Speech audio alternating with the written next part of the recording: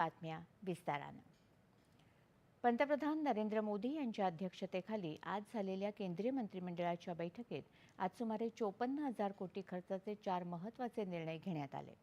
आजच्या बैठकीत भारत औद्योगिक विकास योजनेला मान्यता मिळाली असून या योजनेसाठी एकूण 33,660 कोटी रुपयांच्या तरतुदीला मंजुरी देण्यात आली.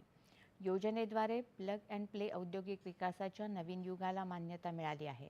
या योजनेच्या माध्यमातून जागतिक दर्जाच्या औद्योगिक पार्कचा विकास करण्यात येणार आहे.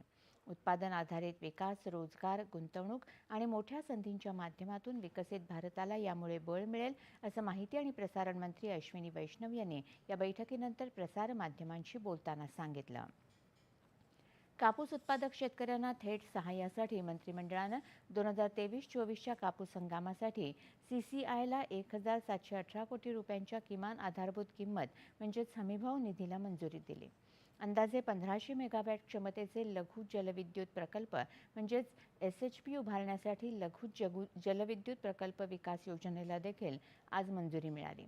2,584 कोटी रुपयांच्या तरतुदींसह आर्थिक वर्ष 2026-27 ते आर्थिक वर्ष 2030-31 या कालावधीसाठी ही योजना लागू असेल.